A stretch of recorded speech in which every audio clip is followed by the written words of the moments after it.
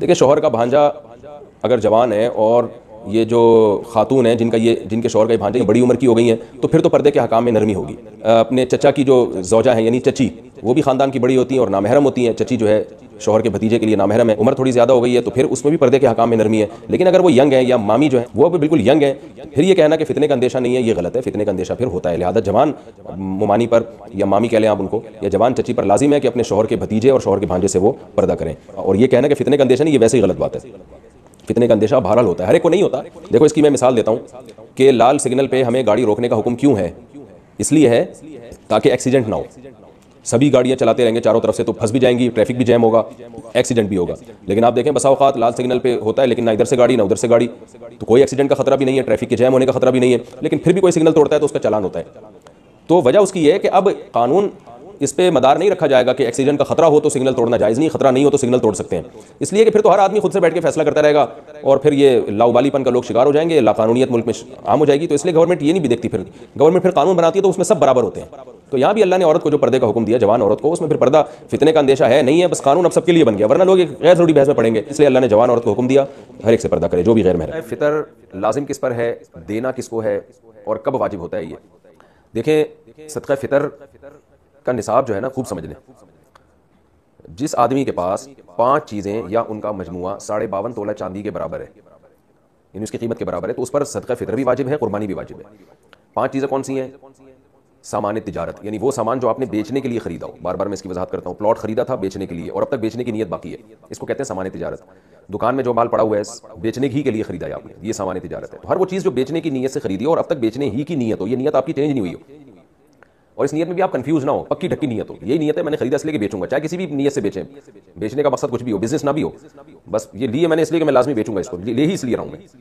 تو ایسے یہ چیز دیکھی جائے گی. نمبر 2 سونا, نمبر 3 چاندی, نمبر 4 کیش اماؤنٹ یعنی کرنسی, اور نمبر 5 ضرورت سے زائد سامان. ضرورت سے زائد سامان کا مطلب یہ ہے کہ وہ سامان جو پورے سال استعمال نہیں ہو رہا, چاہے وہ پراپرٹی کی صورت میں ہو, گاڑی ہو, برتن ہیں گھر میں رکھے ہوئے پورے سال استعمال نہیں ہوتے, شوکیس میں پڑے ہوئے ہیں, کپڑے ہیں پورے سال استعمال نہیں ہو رہے, موبائل ہے رکھا ہوا ہے استعمال بھی نہیں آتا, ڈبے میں رکھا ہوا ہے تو پورے سال استعمال نہیں ہو رہا, وہ یا آپ کی نیت ہی نہیں ہے پورے سال استعمال کرنے کی, یا کوئی یعنی آپ کو پتہ ہے کہ یہ میرے استعمال میں نہیں ہے, یہاں پڑا ہوا ہے.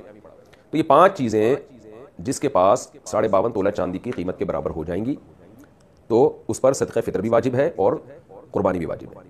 اور ان میں اگر ضرورت سے زائد چیز کو نکال دیں آپ تو باقی 4 چیزیں اگر 52.5 تولہ چاندی کے برابر ہو تو زکوٰۃ واجب ہے. تو زکوٰۃ اور صدقہ فطر کے نصاب میں تھوڑا سا فرق ہے.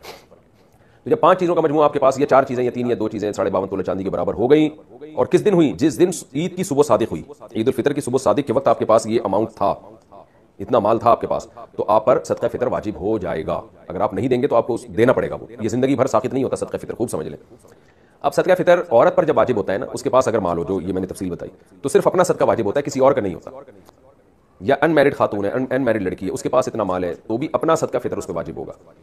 لیکن مرد پہ جب صدقہ فطر واجب ہوتا ہے تو اپنی طرف سے بھی اور اپنے نابالغ بچوں کی طرف سے بھی واجب ہوتا ہے, چاہے بیٹے ہوں یا بیٹیاں ہوں, خوب سمجھ لیں. بیوی کی طرف سے مرد پہ واجب نہیں ہوتا, بالغ لڑکے کی طرف سے مرد پہ واجب نہیں ہوتا, بالغ لڑکی کی طرف سے بھی واجب نہیں ہوتا. یہ واجب ہوتا ہے نابالغ بچوں کی طرف سے, یعنی گھر کا جو سربراہ ہے اس پر واجب ہے کہ وہ صدقہ فطر اپنا بھی نکالے اور اپنے نابالغ بیٹے بیٹیوں کی طرف سے بھی نکالے, چاہے وہ 1 دن کا بچہ کیوں نہ ہو, 2 دن کا بچہ کیوں نہ ہو. کیا کرنا ہے آپ نے؟ جب عورت اپنا صدقہ نکالے گی, اگر مالدار ہے تو ایک صدقہ فطر, مرد نکالے گا تو اپنی طرف سے اور اپنے نابالغ بیٹے اور بیٹیوں کی طرف سے, یا پاگل کوئی ہے مجنون ہے تو اس کی طرف سے, چاہے وہ بالغ ہی کیوں نہ ہو. کتنا صدقہ نکالنا ہے اس میں علماء کی 2 رائے ہیں. جمہور علماء جو بر صغیر کے وہ کہتے ہیں 1.25 کلو گندم, یعنی اگر آپ نے آٹے کی صورت میں دینا ہے تو 1.25 کلو. کھجور, جو, کشمش, اس صورت میں اگر اس کو معیار بنا کے دینا ہے تو اس کو ڈبل کر لیں, یعنی 1.25 کا ڈبل ہوتا ہے 3.5 کلو. تو یعنی کھجور سے اگر آپ دینا چاہیں, کشمش سے دینا چاہیں, جو سے دینا چاہیں تو اس کا ڈبل, اور اگر آپ گندم سے دینا چاہیں تو 1.25 کلو. یہ جمہور کی رائے ہے. لیکن حضرت مفتی رشید احمد صاحب رحمہ اللہ تعالیٰ کی رائے یہ تھی کہ 2.25 کلو گندم ہے, یعنی اگر آپ گندم سے دینا چاہیں تو 2.25 kg. جمہور علماء کے نزدیک 1.75, اور مفتی رشید احمد صاحب رحمہ اللہ تعالیٰ کی رائے, ان کی پوری تحقیق اصل فتاوی میں ان کی کتاب میں چھپی ہوئی ہے, تو ہمیں اسی تحقیق پہ زیادہ اطمینان ہے کیونکہ وہ دلائل ہمارے خیال میں وہ زیادہ مضبوط دلائل ہیں. تو 2.25 یعنی 2.25 کلو, تو 2.25 کلو گندم. اور اگر کھجور یا جو سے یا کشمش سے دینا چاہیں تو 2.25 کو ڈبل کر لیں, یعنی 4.5 کلو.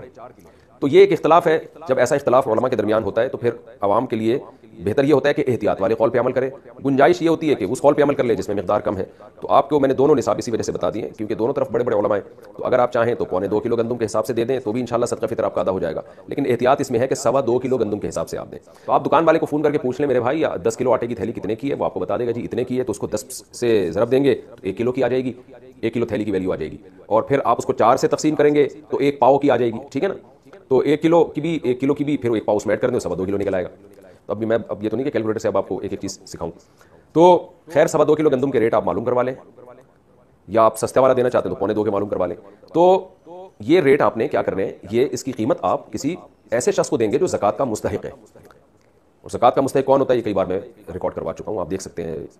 آپ کے یہ جو میرا یہی چینل ہے نا آس مفتی طارق مسعود, جس پہ یہ مسائل چل رہے ہیں, اس میں آپ سرچ کریں گے آ جائے گا. تو زکوٰۃ کا کوئی بھی مستحق ہو اس کو یہ دیا جا سکتا ہے, اپنے رشتہ داروں کو بھی دیا جا سکتا ہے, بلکہ زیادہ ثواب ہے رشتہ داروں کو دینا. دینی مدارس جو قابل اعتماد مدارس ہیں, بڑے بڑے مدارس ہیں, وہ تو اکثر صحیح ہوتے ہیں. لیکن کوئی بھی مدرسہ آپ سمجھتے ہیں کہ اس کے محتمم صاحب زکوٰۃ کے مسائل جانتے ہیں اور صحیح جگہ خرچ کریں گے.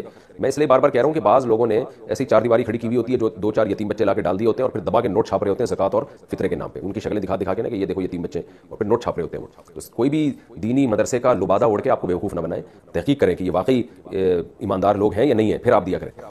تو دینی مدرسے میں دے سکتے ہیں, مسجد میں فطرہ نہیں لگ سکتا کیونکہ صدقہ فطر کا مصرف وہی ہے جو زکوٰۃ ہے. اس میں بھی غریب کو مالک بنانا, جس کو تملیغ کہتے ہیں, مالک بنانا ضروری ہے. تو اب آپ نے کیا کرنا ہے, 2.25 کلو گندم یا 4.5 کلو جو یا کھجور, اس کے ویلیو معلوم, بہتر ہے کھجور سے دیں جو سب سے اچھا کہلائے گا. کشمش سے دیں تو اس میں زیادہ ثواب ملے گا آپ کو. دل بڑا رکھنا چاہیے, اللہ بڑا ہے تو پھر اللہ کو بھی سخی لوگ پسند ہیں, تو آپ بڑا دل رکھ کے کھجور کے ویلیو کے حساب سے دیں. اچھا یہ آپ نے قیمت ہی دینی ہے یا گندم بھی دے سکتے ہیں. تو تینوں ائمہ کے نزدیک امام مالک, امام شافعی اور امام احمد بن حنبل رحمہم اللہ تعالی, ان تینوں اماموں کے نزدیک آپ پیسے نہیں دے سکتے صدقہ فطر میں. آپ کو گندم ہے تو گندم ہی دینی پڑے گی, آٹا دینا پڑے گا. یا اگر آپ جو سے دینا چاہتے ہیں تو آپ کو جو دینی پڑے گی. آپ کشمش سے دینا چاہتے ہیں تو کشمش ہی دینی پڑے گی, اس کی قیمت نہیں دے سکتے آپ. لیکن امام ابو حنیفہ رحمہ اللہ کا موقف یہ ہے کہ آپ وہ چیز بھی دے سکتے ہیں اور اس کی قیمت بھی دے سکتے ہیں. تو امام ابو حنیفہ کے رائے میں آسانی بہت ہے. اسی وجہ سے میں نے دیکھا ہے کہ بہت سے حضرات جو دوسرے فقہ کو فالو کرتے ہیں وہ بھی اس میں امام حنیفہ کی رائے کو لے رہے ہوتے ہیں. لیکن بہرحال اصول یہ ہے کہ جب آپ ایک فقہ کو فالو کریں تو آپ نے مکمل اسی کو فالو کرنا چاہیے. اپنی خواہشات کی بیس پر, چھوٹی چھوٹی باتوں کی بیس پر ایک فقہ سے دوسرے فقہ کی طرف چھلانگ مارنا, اس سے انسان نفسانی خواہشات کا غلام بنتا ہے, پھر بڑے بڑے مسائل میں بھی یہی کام کرنے لگتا ہے وہ. تو آپ بہرحال امام حنیفہ رحمہ اللہ تعالیٰ کی رائے کے مطابق آپ اس کا متبادل بھی دے سکتے ہیں. لیکن حدیث میں تو متبادل کا تذکرہ نہیں ملتا. حدیث میں تو یہ گندم ہے تو گندم ہی ہے, جو ہے تو جو ہی ہے. لیکن امام حنیفہ نے اجتہاد کیا ہے کہ جی مقصد تو فقیر کی حاجت پوری کرنا ہے نا, تو گندم کے بجائے پیسے دینے میں حاجت زیادہ پوری ہوگی. تو بہرحال میں نے تو آپ کے سامنے فقہا کے جو اختلاف تھا وہ بیان کر دیا. اب آپ جانیں آپ کیا اس کو کیسے عمل کرتے ہیں. تو آپ اس کی قیمت بھی دے سکتے ہیں اور عین وہ چیز بھی دے سکتے ہیں. اچھا یہاں پر ایک چیز اور بھی ہے کہ مرد تو دے گا اپنے نابالغ بچوں کی طرف سے بھی اور اپنی طرف سے بھی. اگر آپ نے صدقہ فطر دے دیا بیوی کو بتائے بغیر, بعد میں وہ پرمیشن دے دے ٹھیک ہے جی قبول ہے, تو ادا نہیں ہوگا. اس لیے کہ یہ عبادت ہے اور عبادت میں نیت ضروری ہے, اور نیت عبادت سے پہلے ہوگی. نماز پڑھنے کے بعد آپ فیصلہ کریں کہ میں ظہر کے 4 فرض بناؤں یا عصر کے بناؤں, ایسا نہیں ہوتا, پہلے کرنا پڑتا ہے آپ کو.